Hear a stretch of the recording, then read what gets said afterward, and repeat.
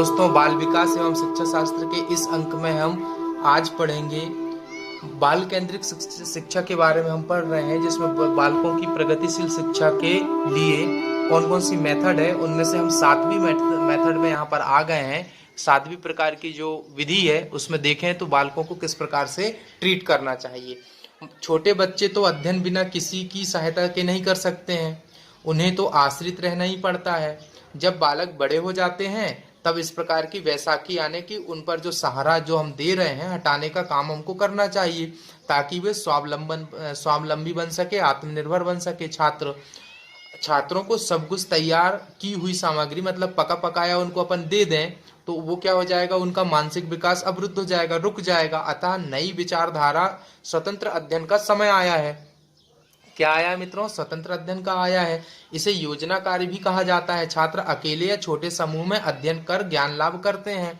अतः यह आव्यूह छात्र केंद्रित होता है। कैसा होता है मित्रों? छात्र केंद्रित होता है। छात्र के अनुसार ही यह शिक्षा दी जाती है। शिक्षक ऐसा वातावरण तैयार करते हैं जिससे छात्रों में स्वाध्याय की आदत विकसित हो जाए। छात्रों को जो नई बात सीखनी होती है या जो समस्या सामने होती है उसका हल वे स्वयं ही सक्रिय रहकर खोजते हैं।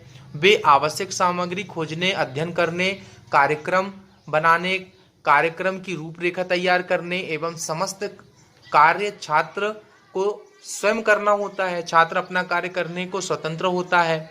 इस आयु से छात्रों में स्वतंत्र चिंतन एवं ज्ञानात्मक उद्देश्यों की पूर्ति होती है। मित्रों, आवश्यकता पड़ने पर शिक्षक शैक्षिक निर्देशन उपलब्ध कराते हैं।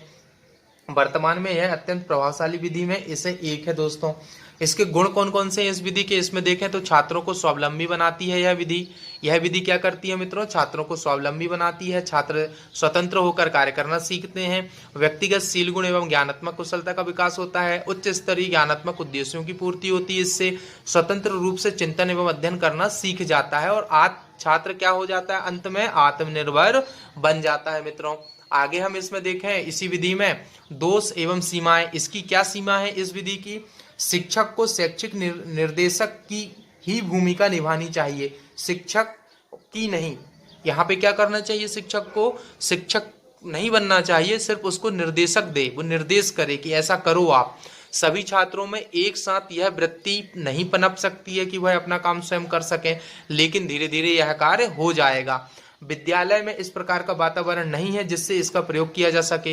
इसका प्रयोग करना थोड़ा कठिन हो जाता है क्योंकि बालक ऐसा नहीं कर सकते। आयु रचना जैसे स्वतंत्र अध्ययन विधि नहीं हो सकती है, एक बालक अपना स्वयं नहीं कर सकता। 8वीं मेथड में देखें दोस्तों तो ऐतिहासिक खोज आयु विधि के। ऐतिहासिक खोज आयु में हम पढ़ें तो खोज विधि के जनक J.S. ब्रूनर हैं, जो मनोवैज्ञानिक है J.S. ब्रूनर। यह ऐतिहासिक खोज आयु की खोज की इन्होंने। इस विधि का उपयोग सामाजिक विषयों में तथ्यों के ज्ञान के लिए अधिकतर किया जाता है। विद्यार्थियों को किसी घटना की खोज पर आरंभिक विकास की प्रक्रिया से होकर गुजरना होता है। छात्र एक आविष्कारक या खोजी की स्थिति में रहते हैं। विद्यार्थियों की उनकी आयु, मानसिक स्तर, रुचि व कक्षा की दृष्टि से नवीन ज्ञान की खोज करनी पड़ती है। मित्रों, विद्यार्थियों को तथ्यों की व्याख्या करना सिखाया जाता है जिससे नए तथ्यों की जानकारी का बोध होने लगता है। छात्रों को चिंतनशील, सक्रिय तथा निरीक्षण की क्षमता का विकास हो जाता है। यहाँ पर कब प्रयोग किया जाए इस मेथड का? इस मेथड का उपयोग करना हो तो हमको कैसे करना चाहिए, यह इसमें आगे देखें तो छात्रों में मौलिक चिंतन तथा अन्वेषक की कार्यपद्धति से परिचित कराने के संदर्भ में प्रयोग किया जाना चाहिए। कब किया जाना चाहिए छात्रों को? मौलिक चिंतन या अन्वेषक, जब उनको क्या डिस्कवर करना हो, कोई चीज को खोजनी हो, चिंतन करना, विचार करना हो, उनको विवेक लगाना हो, तब यह मेथड बहुत उपयोगी होती है। तो इसके गुण क्या है? छात्र खोज विधि से परिचित हो जाते हैं। छात्रों में निरीक्षण, चिंतन, मौलिकता का विकास करती है। सामाजिक तथ्यों को नजदीक से जानने व समझने का अवसर मिलता है।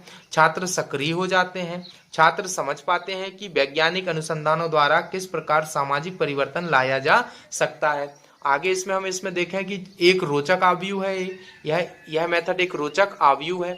छात्र जान पाते हैं कि एक सिद्धांत या नियम के बाद दूसरा परिवर्तित सिद्धांत या नियम किस प्रकार सामने आता है। छात्रों द्वारा सीखी गई बातें स्थायी बन जाती है। यहाँ पर इस मेथड के दोष क्या है मित्रों?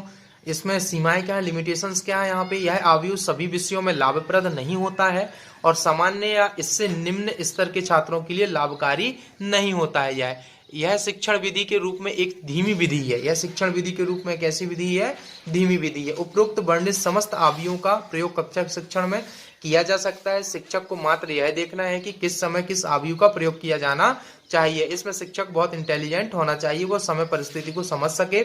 शिक्षक आयु द्वारा सीखने को सरल तथा प्रभावशाली बनाया जाता है, इसलिए शिक्षकों को चाहिए कि वे वर्णित आयुओं को दैनिक शिक्षण में प्रयोग में लें।